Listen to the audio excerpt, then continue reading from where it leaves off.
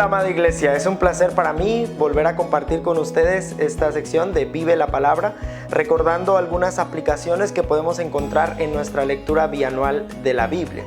Hoy estamos terminando de leer el Evangelio según San Mateo, terminando en el capítulo 28 con una narración que es un tema glorioso para todos los creyentes, la resurrección de nuestro Señor Jesucristo.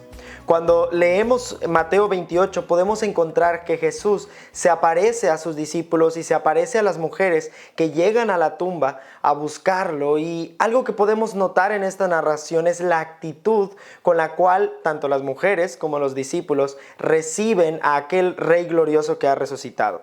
Si tú ves en Mateo 28 encuentras que en el versículo 9 dice: He aquí Jesús le salió al encuentro diciendo, salve, y ellas acercándose abrazaron sus pies y le adoraron.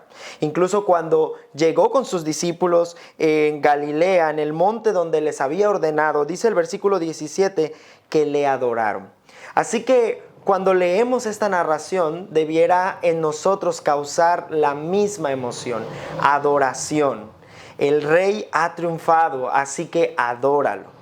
Terminamos Mateo con esta escena preciosa del Rey que triunfa y que está ahora a la diestra del Padre intercediendo por nosotros los creyentes. Pero también hoy comenzamos a leer el Evangelio de Marcos, y seguramente cuando tú comienzas a leer los primeros versículos del capítulo 1, tú encuentras que hay algunas similitudes entre Mateo e incluso Lucas.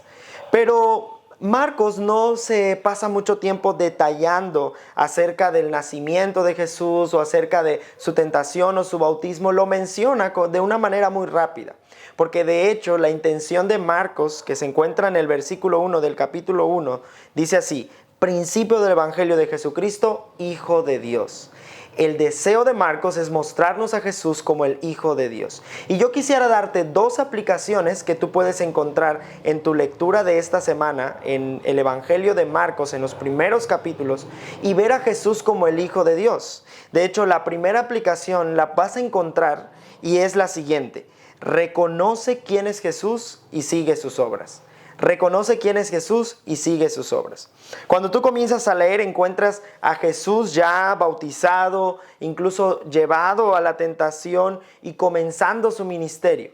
La narración que Marcos nos pone aquí es que Jesús comienza a sanar a muchas personas, incluso a sacar demonios.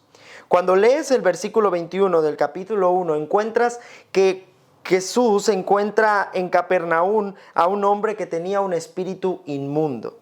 Y aquel espíritu, ¿verdad? Dice en el versículo 24, ¿qué tienes con nosotros, Jesús Nazareno? ¿Has venido para destruirnos?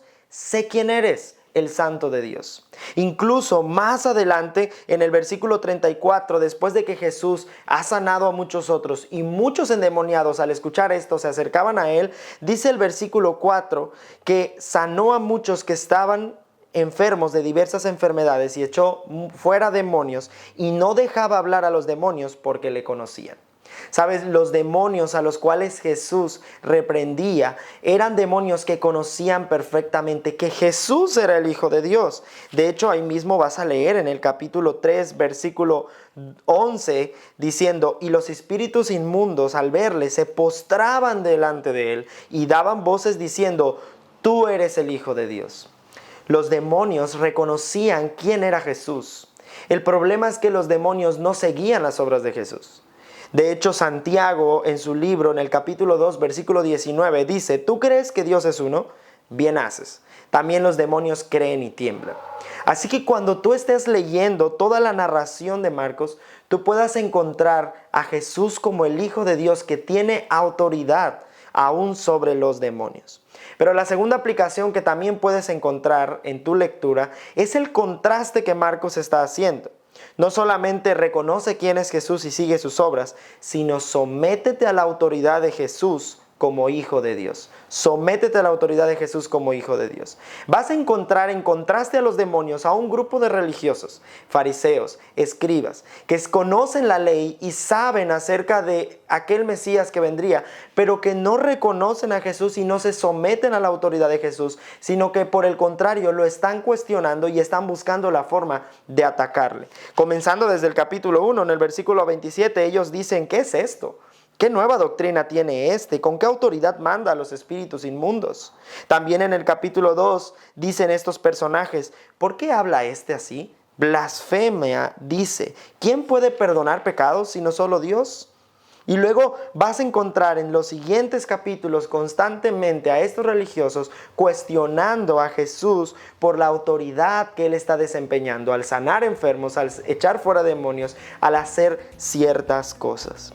¿Sabes? Marcos nos muestra que cuando no queremos someternos a la autoridad de Jesús, cuestionamos sus obras en lugar de admirarlo y someternos a su autoridad.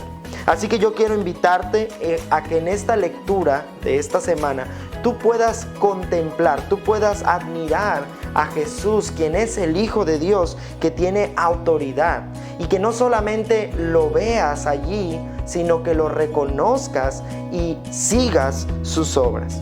Te animo a pensar en Jesús como el Hijo de Dios en esta semana. Dios te bendiga.